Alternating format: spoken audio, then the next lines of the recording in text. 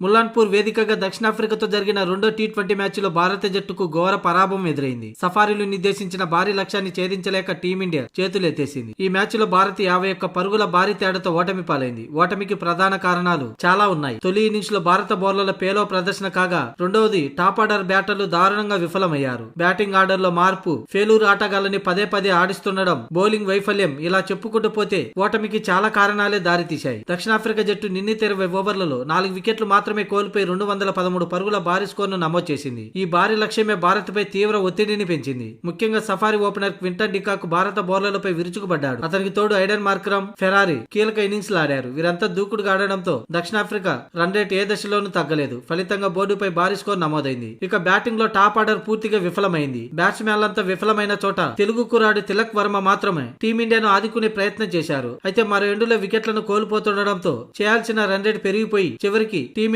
ఓటమి పాలైంది. ముఖ్యంగా కెప్టెన్, వైస్ కెప్టెన్ విఫలం కావడంపై మ్యాచ్ ఓటమిలో ప్రధాన భూమిక పోషించింది. ఇది ఇలా ఉంటే ఈ మ్యాచ్ ఓటమిపై కెప్టెన్ సూర్యకుమార్ యాదవ్ స్పందించాడు. ఈ మ్యాచ్ తన వల్లే పరాజయం ఎదురైందని సూర్య అన్నాడు. పిచ్చి కండిషన్స్ ను అర్థం చేసుకోవడంలో విఫలమయ్యాం. ముఖ్యంగా ప్లాన్ బి ని అమలు చేయలేకపోయాం. టాస్ గెలిచినా కూడా మేము ముందుగా బ్యాటింగ్ చేయాల్సింది, కానీ బౌలింగ్ ఎంచుకోవడం పెద్ద తప్పైంది. అంతేకాదు, ముందుగా బ్యాటింగ్ చేయడం వల్ల సౌత్ ఆఫ్రికా ఏ లెంత్ తో బౌలింగ్ చేయాలనే విషయంపై బాగా అర్థమైందని, ఈ ఓటమి మాకు గుణపాఠం, తప్పిదాలను సరిదిద్దుకొని ముందుకు సాగుతామంటూ సూర్య చెప్పుకొచ్చాడు. తమ కంటే సౌత్ ఆఫ్రికా బౌలింగ్ మెరుగ్గా రాణించింది. టాప్ ఆర్డర్ విఫలం మ్యాచ్ ఓటమిపై ప్రభావం చూపిందని సూర్య చెప్పుకొచ్చాడు. ముఖ్యంగా నేను శుభమన్ గిల్ బాధ్యత తీసుకొని ఆడాల్సింది, కాస్త తెలివిగా బ్యాటింగ్ చేసి ఉంటే గెలిచే అవకాశం ఉండేదని. అయితే గత మ్యాచ్ తరహాలోని అక్షర్ పటేల్, హార్దిక్ పాండ్యా రాణిస్తానని ఆశించాం, కానీ దురదృష్టవశాత్తు అది జరగలేదు. ఈ కారణం చేతనే 3వ స్థానంలో అక్షర్ పటేల్ ఆడించాం, కానీ అందుకు సక్సెస్ కాలేకపోయాం. తిలక్ వర్మ అద్భుతంగా ఆడాడు, కానీ గెలవలేకపోయాం కదా అంటూ సూర్య చెప్పుకొచ్చాడు. అయితే ఈ తప్పిదాలను సరిచేసుకుని తదుపరి మ్యాచ్లో మెరుగైన ప్రదర్శన చేస్తామంటూ సూర్య చెప్పుకొచ్చాడు.